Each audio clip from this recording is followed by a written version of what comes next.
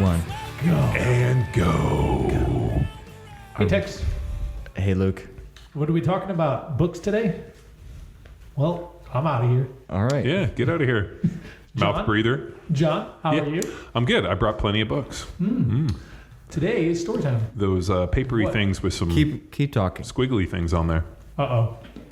Tex looks like so for our listeners, Tex has just stepped away from the podcasting table, opened up for serious burns. John, how are you feeling about Tex's t-shirt tuck in his Wranglers with whatever that belt is? What do you call that type of belt? He's trying to make his leg length over 28 inches. Is that what it is? So guys that tuck their shirts in are just trying to make their legs look longer. Is that what it is? When you have a 20-inch or 28-inch inseam in your pants, by tucking your shirt in, you can effectively give it maybe a 29. Where'd you get that belt? I think Debbie Gibson called from the 80s and wants to show that she wants her belt back.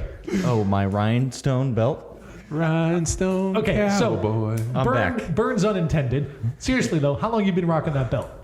Oh, 2010. So that belt's a decade old. I thought, ride your belts hard enough, I thought he was going to say that 30 years, 1990. I got this in junior high school or something. No, I got it at the Houston Livestock Show and Rodeo in 2010. You remember my wallet that I had for just a little bit too long? Yeah. Same day? Same day. Huh. Also had rhinestones on it. It had a bull. It was a bull riding wallet. I thought it was bedazzled. No, listen, It was a bull riding billfold.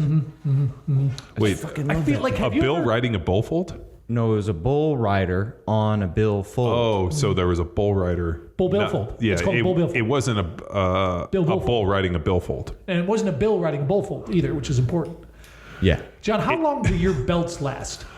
I wear you remember I guess they're fabric slide belts you wear in as Boy Scout. Yeah, and so it's got the adjustable, the buckle. metal clasp that you slide through, and then you pull the cinch bar. Right? I've been wearing those since probably Boy Scouts, maybe before that. Why? And they only last when they break, and then I go find. Yeah, so but they break.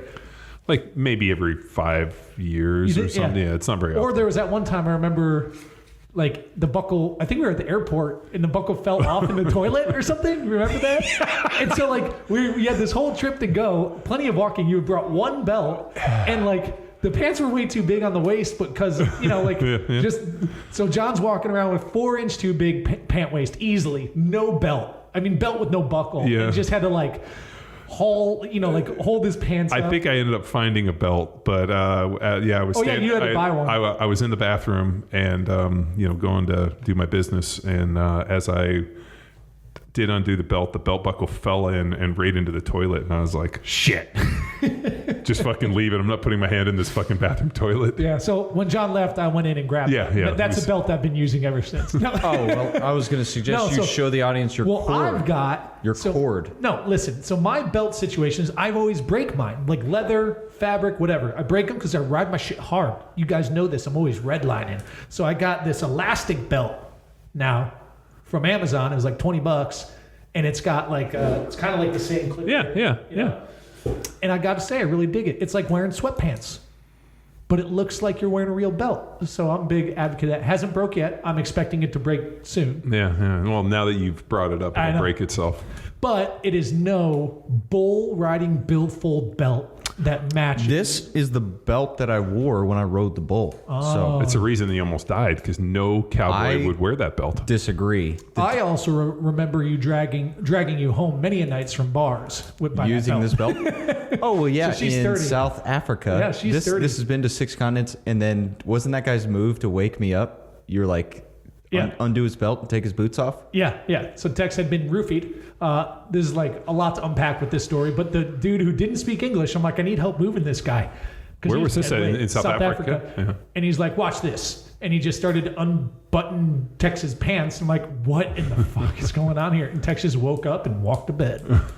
Don't like what's going on here. I'm not in the safe zone. And it would have been better if he just put his hands behind his head and was like, now I'm ready. Very bizarre experience. How many times has that dude done that? Exactly. The fact that he knew all he had to do was fiddle with your pants. Well, this is a very dense a lot to unpack. We could go hours just on the intro subjects we've had so far. Oh my God. But ladies and gentlemen, it's time for a crew episode of the premier podcast in strength and conditioning. That's right. We have the hotline. The hotline is open and it is hot. We have lots of messages here. We're going to just randomly select one here and go with it. Enhance.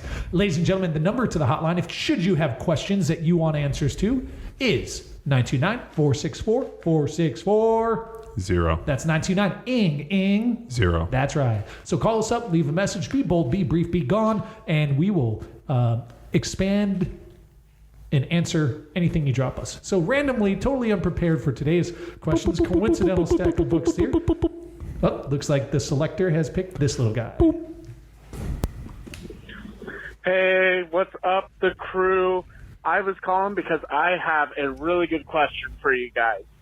I want to know what are some good basic literacy inside of strength and conditioning books that I could go and read to be able to have a better idea of what is offered inside of the Power Athlete Coaching Seminar, as well as the courses that you provide online.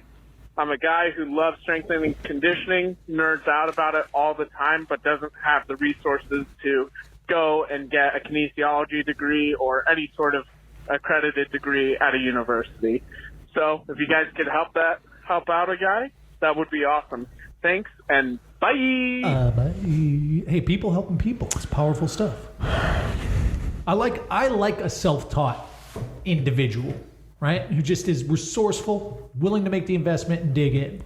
But it's also hard to just randomly pick, right? So I mean, the best place to start is with the methodology. I mean, it's really the premier strength and conditioning book in strength and conditioning with a podcast. And the good news is you can get it at almost any bookstore. Wait, no, that's not the good news. The good news is there's one place to get it, so you won't be confused. Power Athlete Methodology. So if you log in to the old academy.powerathletehq.com, this book right here that Tex has just coincidentally and conveniently put on display comes in hardback, paperback, and comes only with registration into the Power Athlete Methodology Level 1 course, which, we've had thousands of coaches come through. Of that, hundreds have actually taken the next step to put into practice everything in that book in front of us for evaluation.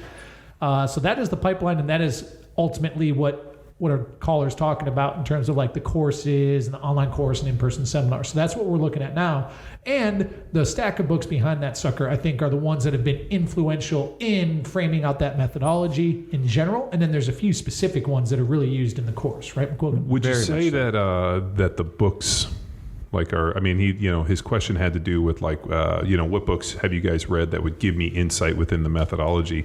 And as I sat here and thought, I'm like, man, this is, a culmination of a lot of reading, a lot of knowledge and whatnot. So, and the methodology as well is pretty narrow. Condensed. Right. It's narrowed and simplified and distilled. Focused on application. Right. And a lot of these books are essentially a lot of theory. So there's shades of gray here. So we're going to go a little bit outside of that. Right? I would say that as influential into the methodology courses, maybe some of these books are. The podcast has been as influential. Yeah, the guests. In terms of having guests on and really just kind of molding the thinking. And that is the beauty, is these are ideas that are trapped within these books, but then we have the authors on, and then we get the opportunity to explore where their mind was, how they applied it to then distill this principle, this tool, this program, and then we can break it down and digest it. So that is a lot of these books that I have in front. We've had the opportunity, fortunately, to discuss with the authors in why they came to their conclusions. So great. I think what's interesting for our caller here is number one, your opportunity could be to go ahead and register for the methodology course, and we literally we've taken it and organized it and cataloged it and translated it for you in an order. Right. So curated and almost distilled it, though, don't you think, John? To normal people talk, so that if you're looking for basic literacy, which is what I wrote down, is I think some of the stuff that we're going to push out isn't. I mean, it's hard to say. It's not the most basic stuff. It should be if you're coaching. You know what? It's kind of most people shouldn't have to read super training, right? To figure if out. You could go side by side, Hatfield's power versus super training. You're getting Power is a lot easier to read than Yeah, super. my suggestions progress in that order. Yeah, I think there's a deal. But I'll tell you this. I mean, I read Power, but the conversations I had with Dr. Fred Hatfield were by far more influential than the book. You know, understanding like what he was thinking, how he got to these points, and understanding the backstory was extremely helpful in deciphering really the total puzzle. Mm-hmm. So where do you want to start? Text. Well, I know you've got a list here. And he's checking it twice. Well, my leadoff is Power. Oh.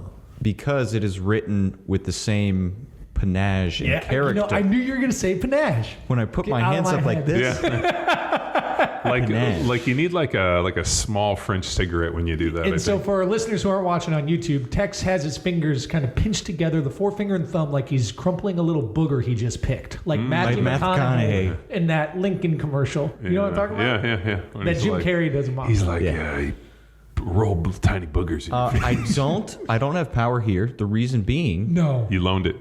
never. Is it? Oh, it's, I know why. It's under one side of your bed so that your bed won't collapse. No, if I could figure out a way to frame a book, I would, because when we had the opportunity during the last interview that you sat down with him, I asked him to Autograph. autograph the book, Dr. Squat, and it's Stay Strong. And that wasn't like it's Two texts, Stay Strong, Dr. Squat. but you didn't listen? What? Huh? He asked you to stay strong. Burn bin. Oh my Anyway, but I love the personality that he brings to his writing. And it is directed at the application, and he goes into what you're a very interoceptive author, and he's speaking to the athlete versus the coach. So that is where I feel a lot of coaches can be in a good position to begin, is internalizing this information that as he describes it so they can feel it. And then when they begin to articulate action to their athletes, they almost have this connection through Hatfield as an athlete authoring this versus a coach, which we get into science and practice and super training. Those are coaches applying their information. But then that Power is representative of, I'm an athlete writing this book to help you as an athlete train. It's kind of, is it a hard book to find? Didn't TC have a hard time finding it? Oh, they've reprinted it Oh, they did since reprint it. our initial podcast, and I feel we had something to do with it. Yeah, Oh, nice. maybe we were able to spark a little bit, but it's a good book. I mean, but just such an influential dude. I mean, the opportunities that I had to talk with him offline, but also on the podcast, are really helped me understand. You know, it's And it's a good one. You know what we should do in the show notes is get that, like, so Hatfield. So we How have about the this? final interview with, Yeah. Dr. Fred Hatfield. Dr. Squat has since passed away, and we had enough foresight to go down to Houston to see him and actually do a podcast with him. And I think it was the last recorded podcast that he did before he passed. 2 opportunities to listen to Hatfield, Power Athlete Radio number 68, 2014, and then it is on YouTube as On the Long Road with John, So how about this, Tex? What and then we'll do- 208. Yeah. We'll put this in the blog post. And ladies and Yes. gentlemen, go to your show notes and the thing. We'll put, for this episode, we're going to put the link to the blog post, which is going to have all this reference in there. And just click through on that. Okay. Yeah, like all the links to all this stuff. So, Cool. sorry, not to cut off the discussion on Yeah, Hatfield. Hatfield. Yeah. Number 1. What do you got, big guy? I think for really like one of the most, I'd say probably one of the most influential books that I read for strength conditioning was Zatsiorsky Science and Practice. So for me personally, that put so much into focus that I kind of consider that kind of the guiding light. It really just put a lot of stuff, in terms of like understanding rep maxes, time under tension, duration, the idea of specificity in the training, GPP, SPP, and the progression. Like I read that book and was like, okay, like this gives me a framework in which I can understand strength conditioning and training and performance. And so I always kind of like lean back on that one. I mean, super training was pretty impactful, but I really think Science and Practice of Strength Training by Zatsiorsky is a must read. In line with that, because that is my number 2, and the reason being it introduces principles. So this is something that we lean very much so on in the Power Athlete methodology. And to quote Ron McKeefery, he's a principle-based coach versus a philosophy-based coach. And they begin to introduce from a very articulate, easy to understand laws that can guide your understanding of strength that are very difficult to. They can't be out-trained. Then you're they're laws of nature. So that's the one thing I really took away. Like the idea of strength is a law of nature. Well, we break it into biological and then application in terms of the principles of how we interpret these and then distribute within the methodology. So there are biological laws and principles, and then there are application principles that you're not going to hack your way around these. Just straight up tried and true strength and conditioning, setup, execution, and so on. So you mean drinking bulletproof coffee? Maybe putting butter and MCT oil in your coffee will not allow you to circumvent the principles of strength and conditioning? Don't be crazy, John. Okay, sorry. What's your hack quote, Luke? Which one? If you're talking to me about a hack, it's because you're a hack. That's the one I've Something said. along those lines. Yeah. That's my hack quote? I got a lot of them. Yeah. You Yes. hack? Stop being such a hack? Hackety hack. Yeah, science and practice is number 2 behind power. And then 3 in terms of following up this list of easier to understand after you read said book. Power will set you up for science and practice. Science and practice will set you up for the NSCA's Essentials of Strength and Conditioning. Dense by the book, and they steer you away from a lot of opportunities to get big, strong, quick. Yeah, Sorry. Man, I know you're a big NSCA guy, but I didn't read that and feel like my hair was lit on fire. Well, here's the reason being is, as a strength and conditioning coach, if our listener decides to turn professional versus an enthusiast, he would gain a lot of opportunity and access by sitting and passing the CSCS, and it's going to be difficult to do that without their book that leads to the test. So that's why I say that. But then the principles, the application to the basic science, this book, Essentials, is split into basically science and practice. And it'll help you understand their language to then take the test better. So if you want to pass the test, You have to read their textbook. you have to read their textbook. Believe it or not. Shocker. But so it is on my list. And then I do believe if you want to turn pro, the CSCS gives you a lot of access and opportunity to coach said athletes. My next set of books would be from Charlie Francis. So Speed Trap, his lactic acid tolerance training, and the structure of speed were all very, very influential when I was really trying to analyze how to develop speed and how it kind of fit within the paradigm of strength conditioning. There had always been kind of a general understanding that you can't build speed in the weight room, and I believe we dispelled that myth pretty well by teaching posture and position and the ability to move through full range of motion movements under load as a application towards speed, but also understanding that strength is many times not the limiting factor in speed. Like we have people all the time like, hey, my squat went up and I got faster. That's true because that was the deficit, but what becomes the next deficit, what you did to get where you are today isn't necessarily what's going to help you get there tomorrow. So understanding and we still laugh about Charlie's vertical integration model, which isn't really a vertical integration model, based upon when Luke showing me what vertical integration models are. I thought that was the stuff, and is also Charlie's videos on the GPP med ball work and all that. I consider really excellent, but I think you got to read Charlie's stuff, and if you really want to understand, kind of, I would say, the philosophy that I've taken towards speed, it's been Charlie's deal. Like, you got to run fast to go fast. And, there's training in a no man's land. You got to build a big aerobic base.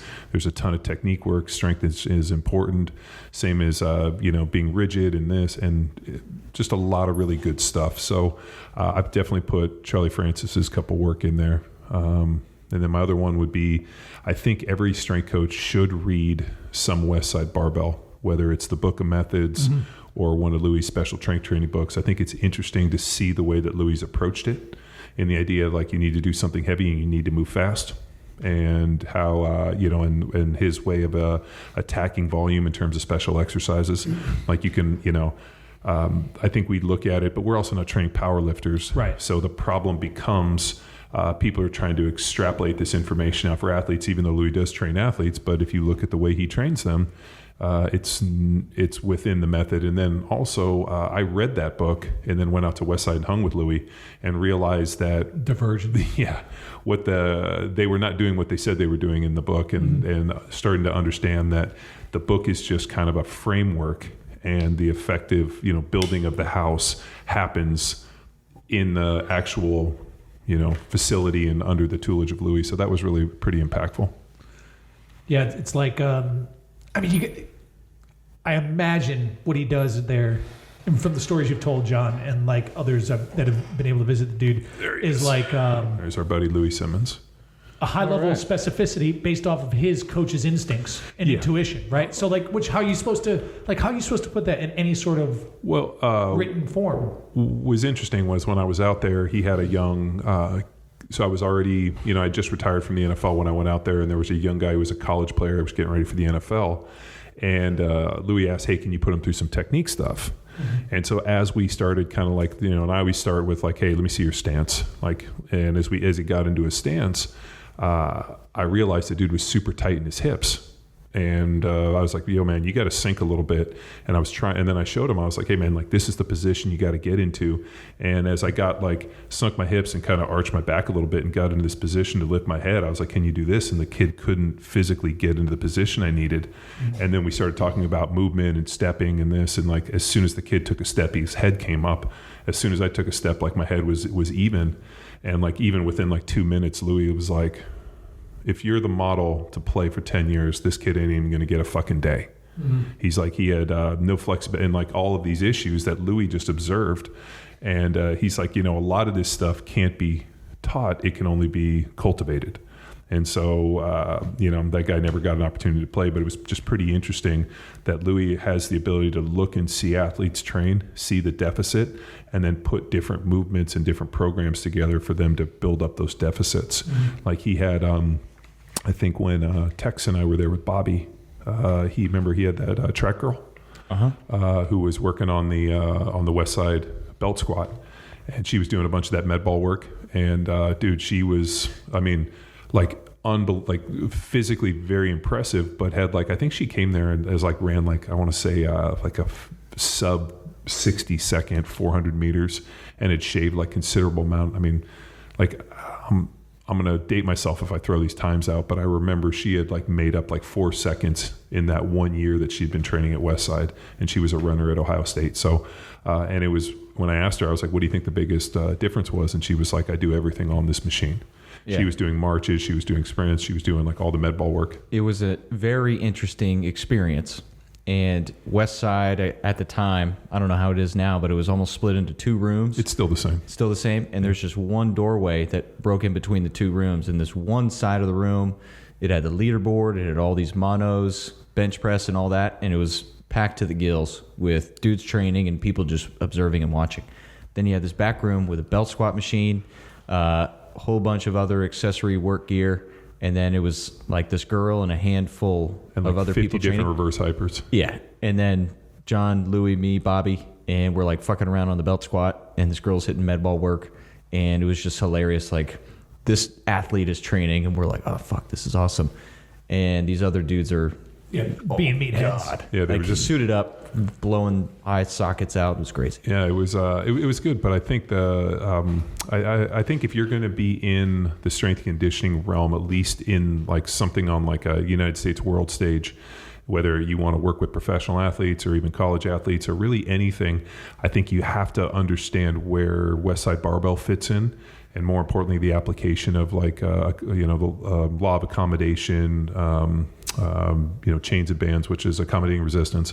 I think you have to understand where that comes into play, because you're going to walk into a situation in a high school where a high school coach got romanced into thinking that, accommodating resistance is the greatest way to build athletes, and realize when you walk in, you're like, okay, that might be true for a special population, but the individuals in here are relatively new amateurs, and there's a very real set of laws that have to be followed and adhered. And I think what we do really well within the methodology is here's the progression of training. This is point A, and this is how we move you along the line. Whereas a lot of these programs just kind of drop into a certain segment. Like the Westside stuff, even though they've trained beginners for the most part, like I remember talking to Louie and he's like, when Dave Hoff showed up here at 16 or 17 years old and now he does this. I'm like, dude squatted 800 pounds before he ever walked in here. Mm-hmm. Now he squats 1,300. It's been amazing. But like he was still an 800-pound squatter under the age of 20 when he showed up. So like, what did the strength training look like? I mean, what is the foundation? And I think that's a interesting piece where we've kind of segmented is this idea of like, this is what you need to do on day one. When that ends, here you get into the next program, and we've really talked about progression. My next book, we got to get there.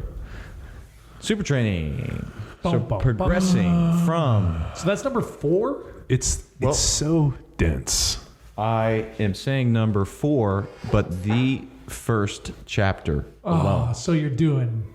I see what you're doing. Oh my, dude, it is awesome. It is dense. And it will take you as far as you ever need to go as a professional coach. Or if you're just an enthusiast, spend a long time, a year within that chapter 1.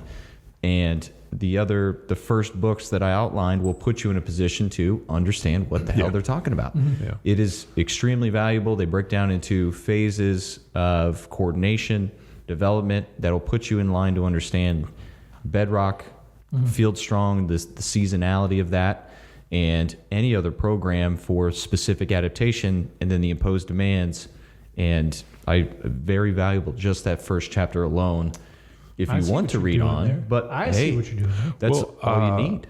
There's so much good stuff in super training, but really the nugget that I use, and you've heard me use it on this podcast numerous times, is when they start talking about I think that is my book, isn't it? This is your copy. Yeah, that is. I saw the highlight. I sleep with mine. So there was an interesting piece where I was trying to figure out what happened when I was doing traditional CrossFit when I went to go play football, where I felt like I couldn't access that higher gear. Mm-hmm. And there was a really interesting point where they talked about circuit training and general physical preparedness. Yeah, submaximal repeated volume, causing a conversion of fast twitch muscle fibers to slow twitch muscle fibers to be able to do it. And as soon as I read that, it was like, I remember exactly where I was. I was actually in Mexico at Joe Capucho's wedding, sitting on a lawn chair, drinking a pina colada or margarita or something, reading Super Training, which I know sounds incredibly dorky, but Tex is probably ecstatic about that. And I read that piece. The reading part of the pina colada part? And I'm a sucker for mojitos. I'm a fiend. For me mojitos. My bad. So as I read that, I think I slowly drained the margarita, went up, got another one, and came back, reread it, and drained that one, and thought, shit. If only I had read this before, I would have understood. Because I had this theory that if you could build a really big glycolytic engine, it would effectively leak in every direction. Yeah. Right? Like, hey, I'm going to build this incredible glycolytic capacity. Where'd you get that idea?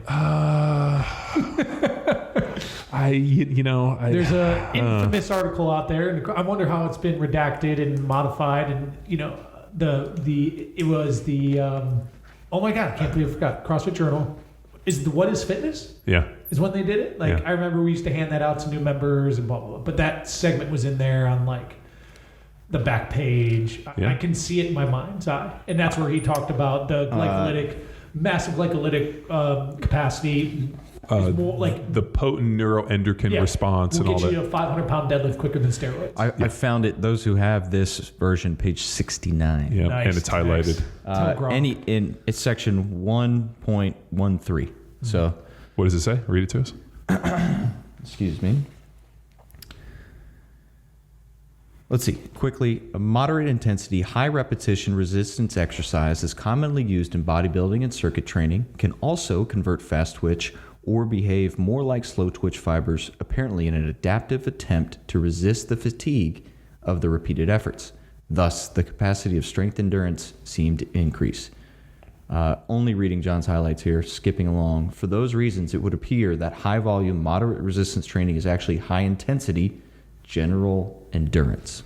Mm-hmm. So general endurance, and then exactly what the offensive linemen in the NFL no, needs. exactly wrong. And a big CF written next to it. because that FUCF. I'm not kidding you, man. I was in Mexico at Joe Capucho's wedding, read that sitting on a lawn chair, and realized what happened to my 10th year in the NFL and getting hurt and that whole deal, and realized that I basically set my career on the altar, set it on fire, and then realized that my mission going forward was to make sure that no athlete ever makes that mistake again. Yeah. And then I started with CrossFit football, and then all of a sudden I see like the New Orleans Saints are doing CrossFit, and I was like, no John Moreno, then the Saints, and like all these people are getting pinged and hurt, and they're just getting out, fucking imploding. And you know what's crazy, dude? Like, so that's also for listeners who haven't yet hit 414, right? That's our 1RM episode text. Correct. That we reference this as well. Yep. Like where you'll see this, if you're naturally twitchy and poppy dude who goes into CrossFit and has like experience with 1RMs, you're gonna notice that, like, you know, if you were to plot your 10-8 or 10-7-5-3-1 RM, right? You kind of have this curve, and after CrossFit, you're gonna see it like flatten out, right? Yeah, where your 3 is your single.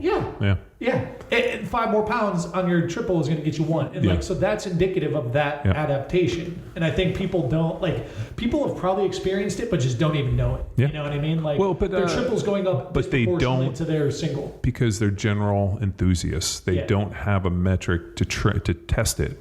So all of a sudden I smoke my conditioning test to the point where, like, I remember my offensive line coach at the who since passed away, and I can't remember his fucking name, at the Patriots, Scargnetti. He comes over and he's like, wow, that was the fastest conditioning test we'd have in a long time. He's like, you smoked that. He's like, I hope you can still play football. And he made some fucking smart ass comment. And I was like, why was that? And I made a joke. I'm like, really? This doesn't sound like that good a time. And then all of a sudden I go and they had me playing, I can't remember if I was playing right tackle. And all of a sudden I got down, I was running with the ones, Tom Brady's in, and I hear, hey, we're going to ones at Hut. And all of a sudden, like, I would always move before the ball. And when I went to move, I was like, and I felt like I couldn't fucking get where I needed to go. It was like, I pushed that dude out of the backside of the pocket. And I remember thinking like, oh shit, I made a mistake. And, and the problem is, there are principles of strength and performance and power that need to be adhered to. And I thought that I could effectively hack into the backside by building a bigger glycolytic engine, and all it did was it fucking made me slow. It's the black box. Yeah, I mean, well, but the problem is that there was, like, I didn't have people around me, like the knowledge that we have in the practical application over the last 10 years and what we've done has not only virally pushed the CrossFit market in the better direction. As you know, like, there was no Paradise Strength template before CrossFit football, but what we effectively did is we convinced millions of people that it was better to be strong than elite. And I think, and now you look at the games and dude, it's all fucking heavy stuff. The general CrossFit like claims, I think the problem is it's misappropriated for a trained athlete. Yeah. Within that novice window, right, which is we reference in science practices, the Hatfield references, super training references, you are going to get these mythical gains that CrossFit claims. So, like, it's true, it works, but not forever. Yeah. And is it the most effective way for a long-term training life cycle? Absolutely not. But, like, if as a business mechanic and a sales mechanic and retention tool, it's great for like a small business. It's fantastic. And and getting people generally fit and healthier, it works in that model. And the problem is that the age old, like, the demands of a professional athlete and grandma are the same. Yeah, that was incorrect. That was incorrect. And the application of using, and the training needs to be identical, just the degree of intensity and resistance needs to be adjusted. And that's just simply not true. I think that the more accurate statement is probably the demands of the professional athlete and the grandmother can be the same, which is a huge fucking nuance, because at some point in time, there may be overlap that could be proven true. Is it probable? No. Is it possible? Yes. Hence, could be the same. Yeah, it could. And that is, like, I think maybe the magic's in that one little word there. So the... Wrong text? Well, I don't want to do them any favors by making a connection for them, so I'm going to rest in peace this discussion. Put it to death. John, you're up. So, Special Strength Training Manual for Coaches by Verkhoshansky, Yuri Verkhoshansky, and his daughter, I guess it's Natalia. Unbelievable book. So Verkhoshansky co-wrote Super Training with Mel Siff. I think there was a little bit of friction with who thought they were getting the attention and whatnot, and who did what. So I know there was always a little bit of friction. So while that is an extremely important book, this Special Strength Training Manual was extremely impactful for me, and especially in the early days when we started Field Strong and some of the CrossFit football we saw with like the Russian Bridge and some of the other small blocks of 2-week accumulation phases. Like I got a ton of that stuff, and we used that a bunch in the early training when I was back at Balboa and testing all this stuff. So this book was extremely impactful as well. Yeah, and the version of Super Training, if you can find it, it's split into Siff and Verkhoshansky. Yep. And now, the latest version, that backside Verkhoshansky, it isn't there. So the version... So they pulled it. Yeah. Did he pull it? Well, Siff is no longer with us, so whoever's in charge... And Verkhoshansky passed away. So Verkhoshansky... Wouldn't that be the publisher, or do you think they have created... No, there was a falling out. I know they came together... Obviously, Siff was the thing in Colorado. Verkhoshansky's obviously Russian. I know they came together to kind of co-wrote this book, but I think when it came out, there was friction, and then I think they separated the side, and then they eventually cut it. But I mean, that's why that original copy is so good. But Verkhoshansky used to have a forums. So if you Google Verkhoshansky forums, he had this forums where people used to ask questions, and he would get in there and answer stuff, and was pretty amazing in that Louie Simmons always pays Verkhoshansky a lot of credit about, hey, this is the Westside method, and people would always ask Verkhoshansky, where does Westside fit in? And he was not very favorable towards it because they looked at this stuff not in a concurrent model but in a block model. Mm-hmm. Like if you're going to train for speed, you train for speed. And if you're going to train for this, and so they looked at things kind of within energy system block domains, whereas Louie's trying to use a concurrent model where it's you're going to do max effort and you're going to do speed, which I kind of like a concurrent model deal. Yeah, undulating. Yeah, undulating periodization, concurrent model. The reason being is for a lot of the people that we're looking for, I mean, when you're talking about, let's say, Wes Kitts, who's got a quad, a 4-year cycle that he's working towards, it makes sense to say, hey, in this piece, we're periodizing, he's going to work this and this and this, and he's going to progress over 4 years so they can sit down and design it. But a lot of the athletes we're really looking at aren't necessarily periodizing for anything. They need to be you're on hammer and you're a warfighter door kicker, to go in, and a guy at a consult yesterday who was a police officer said that he's like, man, I was doing hammer, and he goes, I've never felt so fast. He goes, dude, this guy jumped out of a car on a DUI stop, and he goes, dude, I hocked him within he had a 20-yard head run, and I hocked him in 10. And he's like, dude, my speed is through the roof. And he was pretty excited about that. But that factor of that individual needs to have that foot speed, not in 6 months, but today. Yeah, and if and then the next 5% increment may require a speed block, right? Sure. But right now, and he still has to do his job while training. Yeah. So we can't dig him too deep. That negatively affects his and especially performance. It comes to the law of diminishing returns. So if you want to get to the apex pinnacle speed for that individual, quit his fucking job and live his life. Yeah, realistic. There's, I think there's the optimal. There's the pinnacle. There's the optimal, and there's what you can accomplish. Effective. Or the minimal effective dose. Yeah. So I mean, what everybody has this idea of this is what I would love to be in a perfect world. This would be kind of optimal, and then what can I really get on paper with? And I think though that was an interesting thing in terms of reading Verkhoshansky stuff and seeing, and also talking at great length with Dr. Romanoff, who was a contemporary of Verkhoshansky, that understanding of these guys really designing training programs, implementing a lot of these methods as a marker for a world championship, a gold medal. That was how these guys became master coaches. So everything was designed towards a pinnacle training performance. And when we started talking about a concurrent model in terms of let's say in the NFL where, you're not training for just a weekend or a week, you're training for really a 6-month want duration and like periodizing, something like a concurrent training model like we're using with the undulating periodization kind of deal looks like it makes more sense. Right. My final two together. So I broke my list into basic reading, execution, strength and conditioning, and then the last is coaching. But the final two, strength and conditioning paired together, are Franz Bosch's books. So the first is running, and then the second is the strength training and coordination, an integrative approach. That would be the final book, and I suggest people spend the most time with because it is the most complex. Where I love the Charlie Francis, for sprinting, it was focused around more programming style, where my takeaways from Bosch were more of the movement perspective of seeing sprinting and how he articulated it, broke it down, and then provided different drills and actions and steps and skills to then develop straight head speed, and how he describes specificity in particular to get these training to transfer to their purpose, breaking that down and using that to really filter and cipher how we describe the breakdown and the execution, the transfer training of the squat, step, and the lunge, and our primal movements to then field court sport, and articulating that for coaches.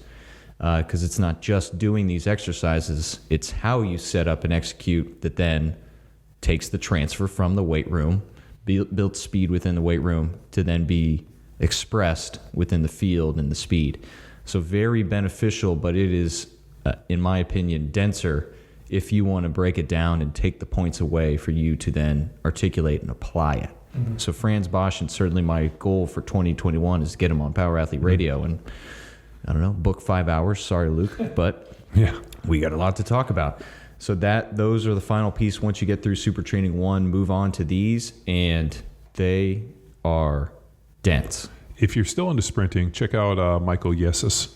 He had a really good book called Explosive Running. And then I don't even remember where I got this. This is called Training for Sprint and Acceleration by Peak Performance, this little kind of deal.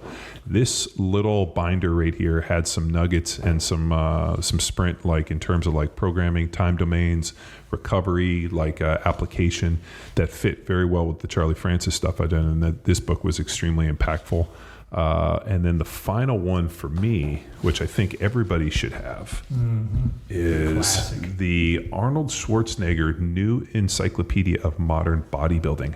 I got this at a CrossFit Balboa Christmas party when we would do our white elephant gift. Yeah. So I grabbed, somebody opened it, somebody had wrapped this book up, and I was like, that's not leaving with you. And I white elephant stole it, and thank God nobody stole it from me. I think it's really good. I'm sure right now Zach Evanesh is like, oh, I love it. I know he's read this cover to cover, but it's pretty good. And I don't necessarily know if I'd follow any of the training programs, but I think it's an interesting one that Arnold put together. I don't know. They call it the Bible of Bodybuilding. I'm sure it's since been revised numerous times, but I always think this is a good one. That's the hardcover. I have the paperback. So I always, and I think I stole this from Raphael, if you want to learn how to make bigger athletes, you have to understand some bodybuilding, because bodybuilding has perfected the art of creating larger athletes with bigger muscles. Larger cross-sectional size of muscle theoretically should be able to support more weight. Ways that sometimes people get stronger, and many times we get our people stronger, is on a program like Jack Street by increasing cross-sectional size of a muscle. So I think all too often bodybuilding gets poo-hooed, and I think you have to understand the principles of bodybuilding, eccentric loads, hypertrophy, if you want to create bigger, stronger dudes. Because if you're going to train football players or athletes that are, power strength sports, putting on some muscle helps. Yeah, but that's why it's important also to like pair that with a science and practices super training to understand the implications of like reversibility of using tempo and eccentrics in how that could potentially Would negatively affect. Performance traits. So like, well, there was a ton of Charles Paulquin stuff, and we trained with David Boston, who had done a lot of Paulquin's, time under tension stuff, and carried a ton of muscle, but yet lacked a lot of the dynamic explosive nature of what would be required. So there's really an interesting piece, man. Like, they say, like, you are what you eat, like you are what you train. 100%, and if submaximal efforts performed at high intensity over long duration is your workout, then that's going to be what you can access. If it looks like, I recently posted John's 6 rules for strength and muscle on Power Athlete recently. And in there, I talked about the remarkable difference that I observed of athletes that trained over 85% and those who didn't. Like, there was just a different structure, different understanding, different physicality of those individuals.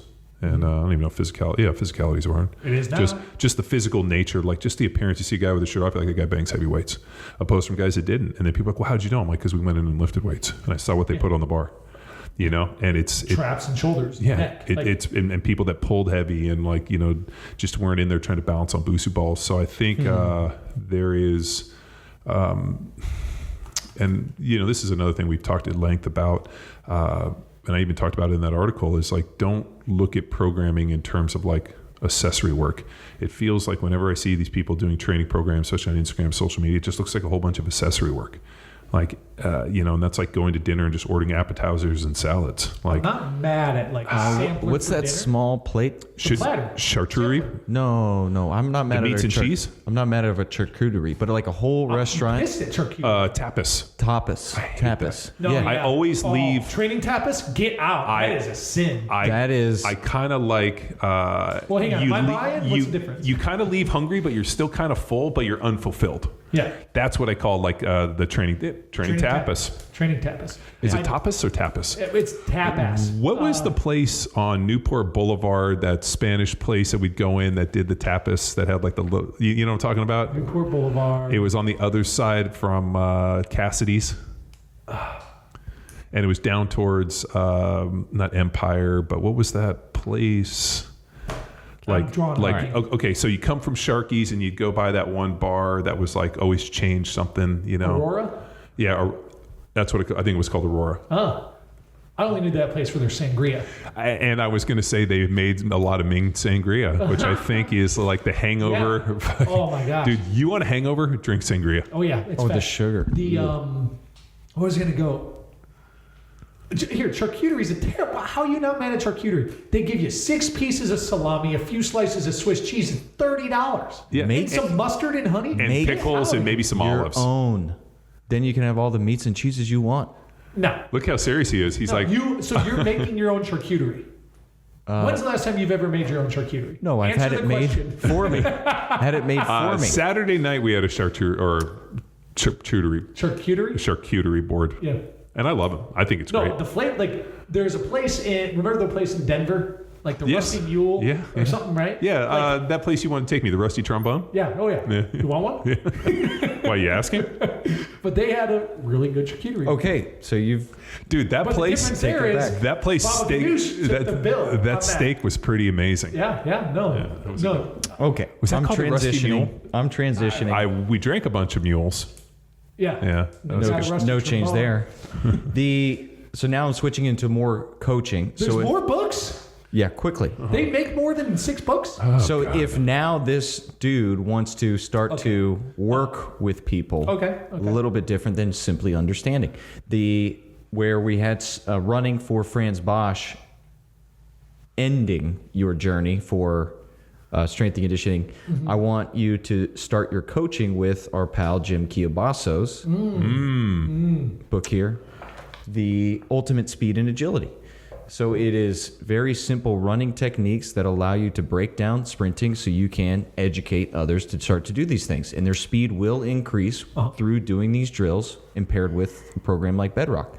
So a great tool if you're beginning to work with others for change of direction, straight ahead speed, and simple, effective drills and how to communicate them and execute them well. So shout out to our boy Jim. That would be a great starting book for you're working with athletes, soccer, volleyball, so on and so forth.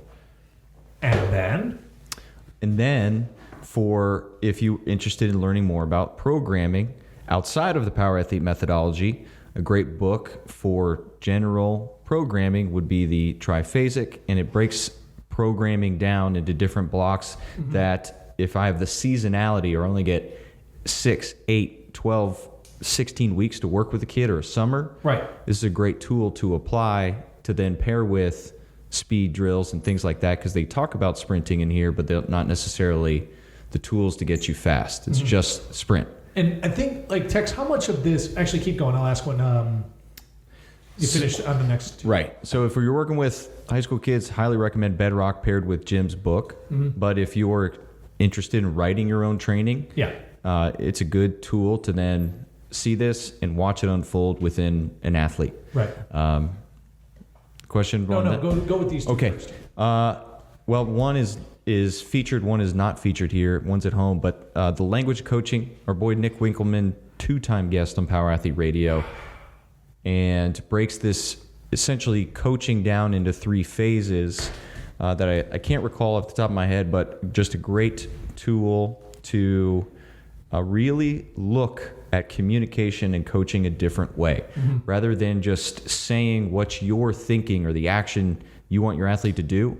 It's how to think of the best articulation to then get your athlete to do it, rather than just say, knees out, knees out, knees out. Right. What can I say to get this said action that I'm looking for, whatever that may be for my athlete? Isn't that just experience coaching? Like not everybody, Well, he not every puts cue, you in a position to accelerate your experience. not every cue results in the same effect, and we saw this all too often. Like one cue that would work, you almost have to have like a barrage of cues to figure out which one works for And- that person. Yeah.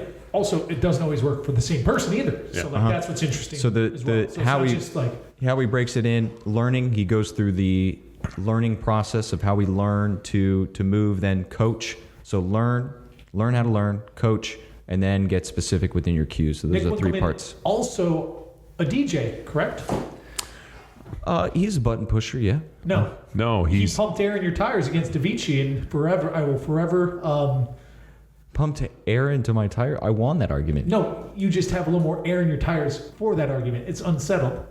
Point is, was Winkleman's on my shit list. was Winkleman. He wasn't an Avicii fan, huh? No, the ongoing, and it is not closed. McQuilkin. Are you kidding? Ongoing argument from McQuilkin is that human instrument players, to coordinate human instrument players in a band, is far more difficult than a single artist synthesizing and sampling noise to create music. I totally disagree. I With think who? Me or Texas? I Texas think band on. I think you can't segment that stuff because music is forever changing. It's kind of like art. So then you're saying, well, okay, the person who's a painter Yes. is a more skilled individual than the person who's a graphic designer Yeah. or a sculptor. Well, he would say that, though. And Rick from would say that. Rick Yeah, from Starling you just Gear. literally said it the other week. Rick from Starling Gear is such a unique artist 'Cause he does in both. that he can carve, like he does, like like the jewelry. He paints. He does interior design. He does works in different metals, and I mean every medium that guy is mastered. He can do graphic design. Like he's a really skilled artist in every medium. And that was something where he's like, But he can use his hands to do all these things. Right. So that's my point. So John, I am tempted to typically paraphrase in these scenarios, but I'll use the exact verbiage that Tex used. Oh my God. Come on. We were talking about special effects in movies. And he says he only appreciates any special effect that was sculpted by physical material. He cannot classify These are CGI. hard words. These are hard words. He does not appreciate the artist who uses CGI for special effects. Therefore, he cannot classify it as art because it's digital. That was his exact words. Oh my God. No, I miss the days in which the Total Recall Yeah, he has a crew great- so had to true- create all of these visual experiences. Totally the greater thing, appreciation. the movie Kurt magic. Russell, the thing. Yeah, like the movie magic. Okay, so maybe that was They saw it and then they were able to create it, and it was moving. Well, I always thought Lou Ferrigno as the Hulk that was another one I so that saw. another one. was great because I remember when they're like, oh, they're redoing the Hulk. I was like, well, who's going to play the Hulk? And they're like, Edward Norton. And then I remembered it's going to be CGI. Like I always imagined the Hulk, like the physical representation of the Hulk. Yeah. I mean, the CGI was able to do it to like probably the realm of the comic book because it was so like. Do you remember in that one where he was like jumping in the desert and was like jumping for miles and hopping? Yeah. Like they would have never been able to do it. If you remember the Lou Ferrigno one, they had him like. Yeah, he's like on a trampoline. Yeah, and he's And like you can see he's about to come down on the apex of his jump. And then it cuts to like Paris and he lands. Yeah. And I but like at the time, that was the best we had. It's kind of like when they did the movie Titanic. They actually physically built that ship in like a soundstage in Waterdown. I think it was down in like Rosarita Beach kind of a deal. It was in Belfast. So there's a whole museum. The Titanic Museum. Yeah. Oh, okay. And that's where they filmed Lord of the Rings. So Belfast is a big movie production. So yeah, they had that whole thing and like And Belfast is also where the Titanic took off. Mm-hmm. So they had like the physical, like they actually did that. Like that's not CGI. Like that thing goes up and down, and and that's cool. I think that's neat. But the problem is, in terms of like financially, like I mean, you go build that opposed from hiring some really sharp dudes in a room that are doing CGI and green screen. Also, like it has to come down to lack of familiarity. Familiarity. Is that it? Yeah, familiarity. Of how they do this stuff, because the tools in these digital, like I acknowledge my lack of understanding. right, like so the tools in this Where software, you framed my argument was so negative against that. I was so positive towards the movie. But yes, I don't understand what it takes to make Zack Snyder's Beowulf that looks like dog shit. Yeah. So it's not nearly as good as Big Trouble in Little China when the dude gets so mad and he like explodes. That's real. Yeah, that really happened. I encourage you to maybe go watch a 10-minute YouTube, because there's polygon modeling, then there's texturing, then there's lighting. All of these things, like there's individuals who can do all three of those things and build these models. If it makes you feel any better, I did watch a how-to on Twister, and it was one of the first movies with your magical CGI, and I thought, oh, that's pretty cool, and it looked real. You thought the cow flying looked real? Which one? We got to end the show. I can't. I like it's It's the same cow? This is the final episode. We can't. It's done. Why do we even get in? Anywho, so we're getting back to it and looping it all and closing it back around. Was that the last There text? is a unique back to the combination of books. There is no one book that you can read that'll give you every answer. And that was going to be my lob is, one thing that we used to talk about at the seminar, because even the seminar at CrossFit Football, when we would travel around, we did our best to give you an off-the-shelf set of tools. Yeah. And the metaphor or analogy, if you will, was the M&M, right? Like when you go into these books, don't search for the whole solution. Yeah. It's one tool. Let it be that chocolate filling. Well, it's on you to create your own thin candy shell. We've always talked about power athlete being the Jeet Kune Do of strength conditioning, where maintain which is also the whole theory of the Fremen from Dune. And I just got somebody hit me up on Instagram the other day that they read the Dune series because I recommend them on the podcast, and they were like, blew my mind. But in there, the law of the Fremen is discard what is useless, maintain what is useful, which is also Bruce Lee's Jeet Kune Do, which is discard what's useless and maintain what's useful. So what I like about Bruce's, I don't know, I haven't read Dune, is it's context specific. So he does take into consideration specificity and individuality. Because what may not be appropriate at this time for this person might be appropriate at another time for the same person or at a different person. And in line with the order of books we introduced, it's not only take these things, it's put it into a system that you can teach. So the second half of our books were more coaching and application, where we also take that into consideration with the Power Athlete methodology. It's, take in what is useful, discard what is useless, but put it into a system you can teach. And that's in line with the Bruce Lee's portion of it. And that's what we aim to do, is empower coaches to unlock athletic potential. And foster athleticism. Nailed it. Crushed it. Cool. So I guess for we'll put the whole list in the show notes. And then links to some of the stuff like John's blog post and Hatfield's interview and stuff like that. So ladies and gentlemen, look at your little show notes, click the link to go to the page, and then we'll have it all there for you.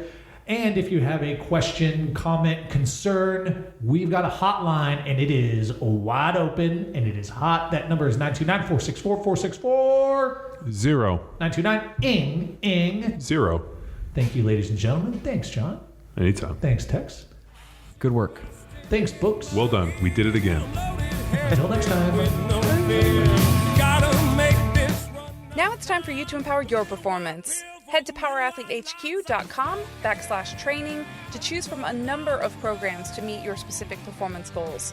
And if you like to break a mental sweat too, visit academy.powerathletehq.com and become a real stakeholder in you or your athlete's success. Until next time, bye!